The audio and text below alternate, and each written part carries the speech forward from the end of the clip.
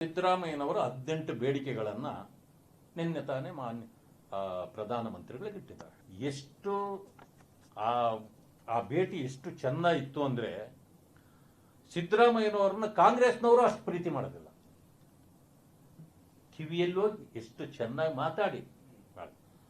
ರಾಹುಲ್ ಗಾಂಧಿ ಬಹುಶಃ ಯಾವತ್ತೂ ಈ ರೀತಿ, ಯಾಕಂದ್ರೆ ಡಿಸ್ಟೆನ್ಸ್ ಅವರೊಂಥರ ಈಕ್ವಿ ಡಿಸ್ಟೆನ್ಸ್ ಪಾರ್ಟಿ, ಅದು ಈಕ್ವಿ ಡಿಸ್ಟೆನ್ಸ್, ಎಲ್ಲರ ಹತ್ರ ದೂರ. ಯಾಕಂದ್ರೆ ಬಾಸಿಸಮ್ ತೋರ್ಸಕ್ಕೆ ಮೋದಿಯವರು ಈಸ್ ನಾಟ್ ಎ ಬಾಸ್. ನಿಮಗೆ ಗೊತ್ತಿರಬೇಕು, ನನ್ನ ಬಾಸ್ ಯಾರು ಅಂದರೆ ಬಿಜೆಪಿ ಅಧ್ಯಕ್ಷರು ಅಂತಂದಿದ್ದು ಕೂಡ ನಿಮಗೆ ಗೊತ್ತಿರ್ಬೋದು. ಯಾಕೆಂದ್ರೆ ವ್ಯವಸ್ಥೆಯನ್ನು ಗೌರವಿಸ್ತಕ್ಕಂಥ ಪ್ರಧಾನಮಂತ್ರಿಗಳು ನಮ್ಮವರು.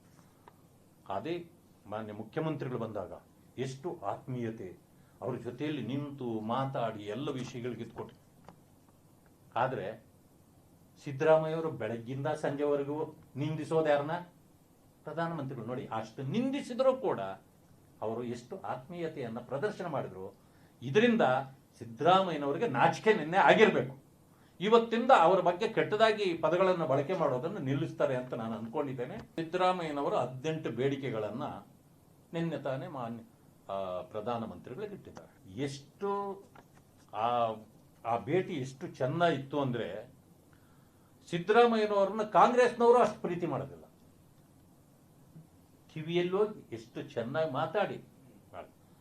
ರಾಹುಲ್ ಗಾಂಧಿ ಬಹುಶಃ ಯಾವತ್ತೂ ಈ ರೀತಿ, ಯಾಕಂದ್ರೆ ಡಿಸ್ಟೆನ್ಸ್ ಅವರೊಂಥರ ಈಕ್ವಿ ಡಿಸ್ಟೆನ್ಸ್ ಪಾರ್ಟಿ, ಅದು ಈಕ್ವಿ ಡಿಸ್ಟೆನ್ಸ್, ಎಲ್ಲರ ಹತ್ರ ದೂರ. ಯಾಕಂದ್ರೆ ಬಾಸಿಸಮ್ ತೋರ್ಸಕ್ಕೆ ಮೋದಿಯವರು ಈಸ್ ನಾಟ್ ಎ ಬಾಸ್. ನಿಮಗೆ ಗೊತ್ತಿರಬೇಕು, ನನ್ನ ಬಾಸ್ ಯಾರು ಅಂದರೆ ಬಿಜೆಪಿ ಅಧ್ಯಕ್ಷರು ಅಂತಂದಿದ್ದು ಕೂಡ ನಿಮಗೆ ಗೊತ್ತಿರ್ಬೋದು. ಯಾಕೆಂದ್ರೆ ವ್ಯವಸ್ಥೆಯನ್ನು ಗೌರವಿಸ್ತಕ್ಕಂಥ ಪ್ರಧಾನಮಂತ್ರಿಗಳು ನಮ್ಮವರು. ಅದೇ ಮಾನ್ಯ ಮುಖ್ಯಮಂತ್ರಿಗಳು ಬಂದಾಗ ಎಷ್ಟು ಆತ್ಮೀಯತೆ, ಅವ್ರ ಜೊತೆಯಲ್ಲಿ ನಿಂತು ಮಾತಾಡಿ ಎಲ್ಲ ವಿಷಯಗಳಿಗೆ ಇದ್ಕೊಟ್ಟು. ಆದರೆ ಸಿದ್ದರಾಮಯ್ಯವರು ಬೆಳಗ್ಗಿಂದ ಸಂಜೆವರೆಗೂ ನಿಂದಿಸೋದು ಯಾರನ್ನ? ಪ್ರಧಾನಮಂತ್ರಿಗಳು. ನೋಡಿ, ಅಷ್ಟು ನಿಂದಿಸಿದರೂ ಕೂಡ ಅವರು ಎಷ್ಟು ಆತ್ಮೀಯತೆಯನ್ನು ಪ್ರದರ್ಶನ ಮಾಡಿದ್ರು.